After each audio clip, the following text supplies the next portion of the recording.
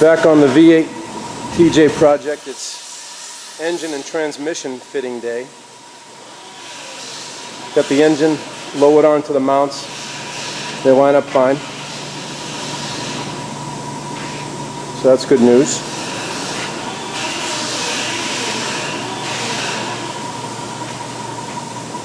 The V8 looks like it's sitting kind of high, but with no weight on the chassis, everything looks high. So I'll fit the bell housing and then the AX15 to that and get my skid plate on and see how the transmission mount lines up on the skid plate. See what kind of modifications, hopefully not many, have to be done. So the engine's finally in the chassis for now.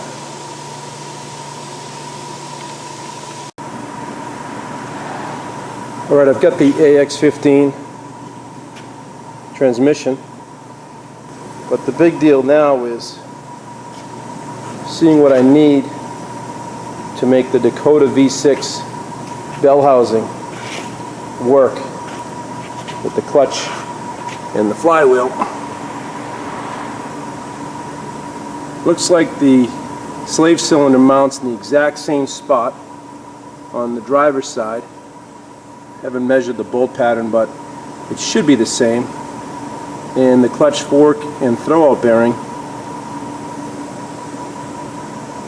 looks the same.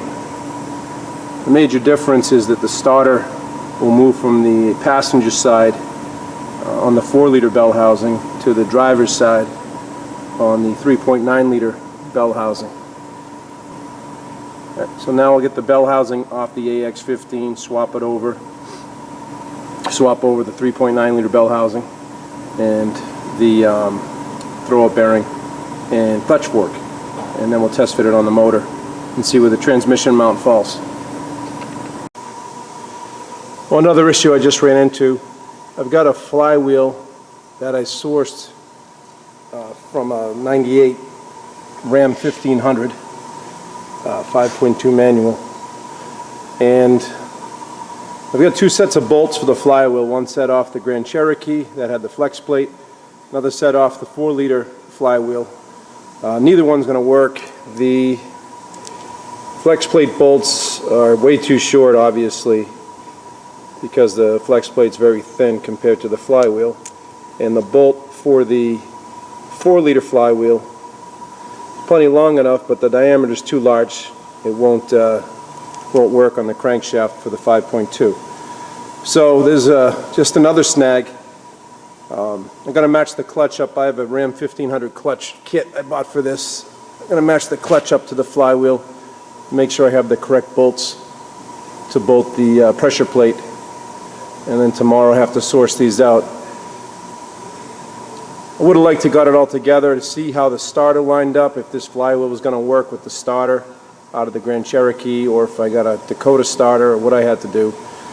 But that's not going to happen tonight.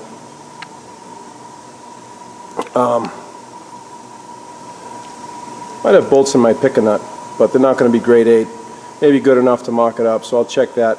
Either way, we'll get the transmission in there next, and some washers to space the motor away from the bell housing, simulate an engine plate, and get the cross member in and see what kind of modifications have to be done to the mount. Yeah, I have nothing in my pick-a-nut for this flywheel. Need 7/16 SAE thread, fine, hardened, grade 8. So I can't mock up the flywheel on the motor tonight, but the Ram 1500 clutch kit for 98 Ram does line up on the flywheel. I have bolts for that, so that's good. The next big test is the pilot bearing.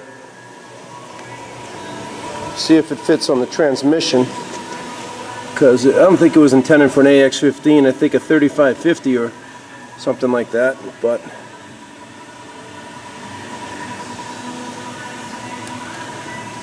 fits nicely there. And the motor was out of an automatic Grand Cherokee, so hope for the best here.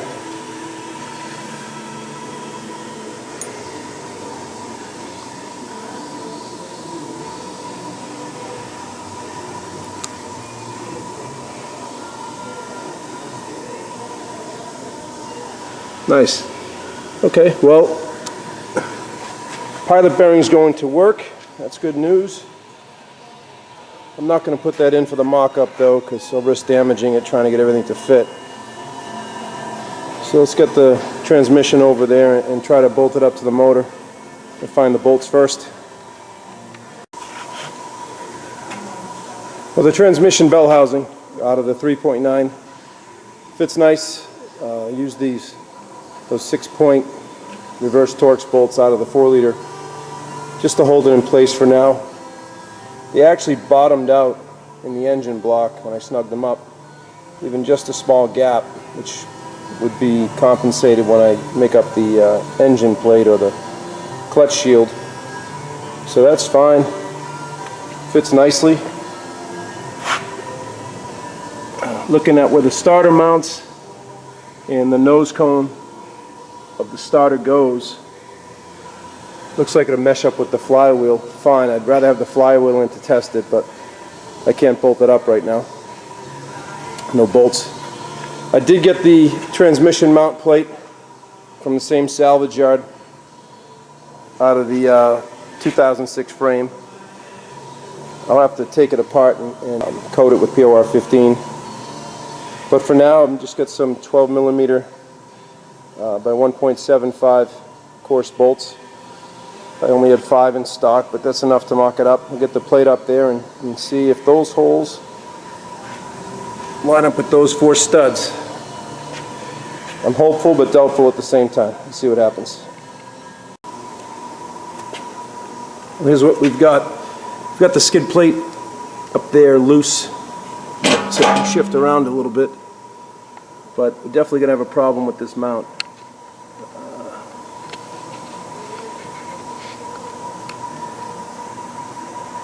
Looks like the rear 2 studs on the mount will line up with the 2 front holes in the skid plate, but that's it. So this truck must have been an automatic transmission. I can modify the mount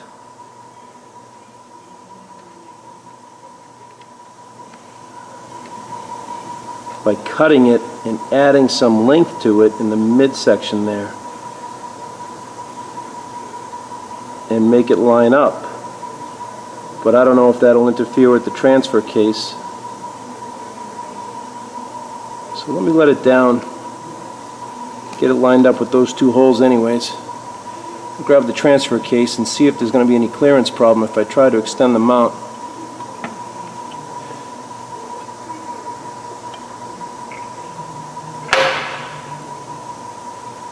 That sucks. I don't think the engine's too far forward. I put those mounts exactly where advanced adapters said to. Side to side they line up really nicely. But maybe the Dakota bell housing or the AX15 or whatever just doesn't line up with this 2006 skid plate. I could just run with 2 bolts holding the mount in, but that would be Mickey Mouse. Let me throw the transfer case on there and see how it looks.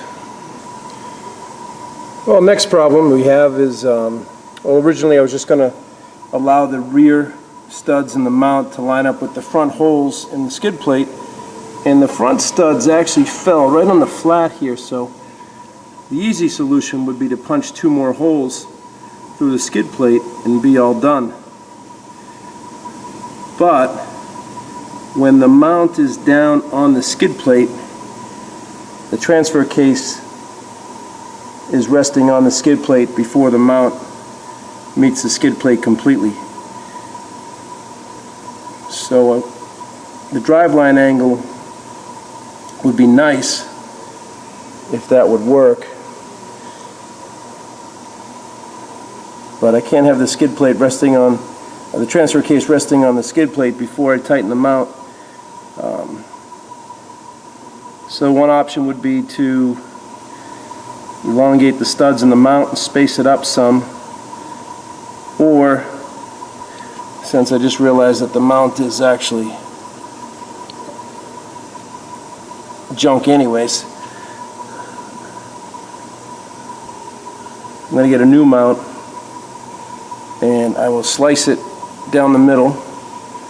I will bolt one end to the stock mounting holes and the other end to the transmission.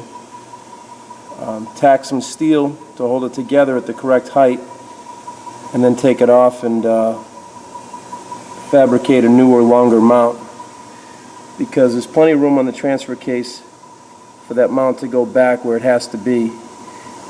And if we get rid of this upturn to the mount, slice it and make it straight, that'll give us enough height so the transfer case won't be rubbing on the skid plate. So I'll pull the mount from the transmission now, cut it in half, mock it up a little bit, see how it looks. So when I do get the new mount, I can modify it one time and not ruin it, hopefully. Let's give that a shot. Okay, so the motor mount bracket is sliced in half. I've got half attached to the transmission, the other half lined up on the stock location there. So let's lower the tranny down to the right height.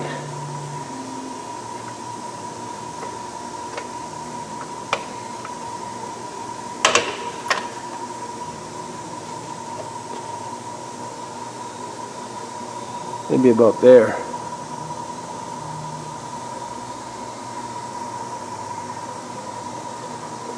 Bring it up a little bit. Transfer case is sitting on the mount. Alright, I gotta shut the camera off and see what I can do with that.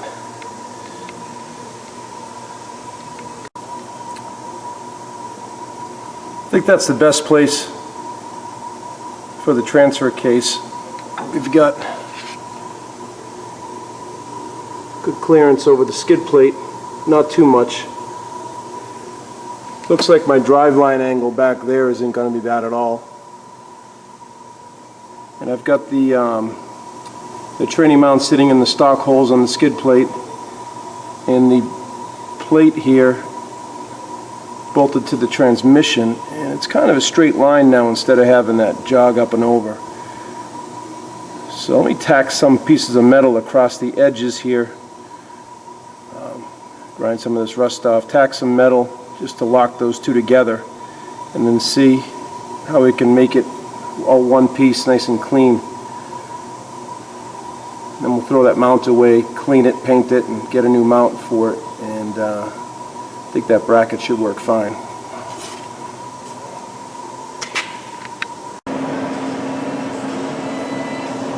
I got the mount figured out. Instead of the step, I'm just going to make it straight across. I've got a piece of plate the same thickness as the rest of the steel on the mount, welded across the bottom.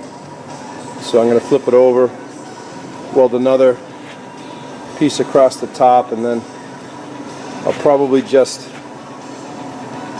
nip this corner off and then box it in with some pieces on the edges, clean it up, and it should be good to go. Well, the mount's almost done. I've got it lengthened and boxed in this one side. Here's the other side here. Got the top and bottom plates to lengthen it. Straightened out instead of stepped. Get this side boxed in now. Okay, the mount is done. I'm going to get it in the Jeep now and see how it looks. I've done worse, I've done better. It'll be plenty strong enough. Get that in there and bolt it up and see where the transmission sits. Alright, that's a wrap tonight. Got enough accomplished to finally get the engine off the stand is huge. Nice to know that the flywheel's going to fit as soon as I get the correct bolts. The bell housing, as advertised, fits the transmission and the engine. That's the Dakota bell housing. The transmission mount bracket that just modified seems to work. So we probably dropped it, added 3 inches to it total.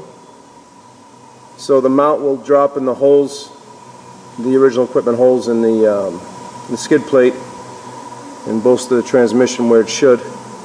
And the transfer case looks like I've got about 1/2 inch of clearance, 3/4 off the skid plate, so hopefully that won't hit. And the driveline angle doesn't look terrible. We'll get the drive shafts in this tomorrow and see how they measure up. Probably have to modify those, but that's fine.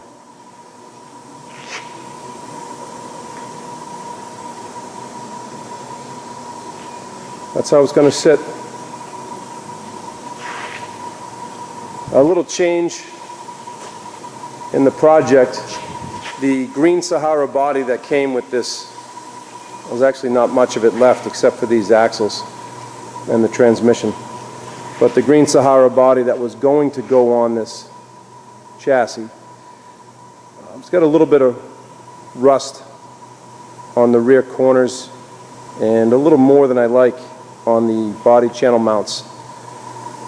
So I came across a totaled 2003 Rubicon. It's black, full door, hard top, that's broken. But the body is immaculate, the tub anyways. It's going to need fenders, and I'll use the grill and the hood off the 97. But I think that body is going to end up going on this. It's got no rust at all. So I think that'll make for a much better project. The only thing is I'm going to have to switch the whole dash over.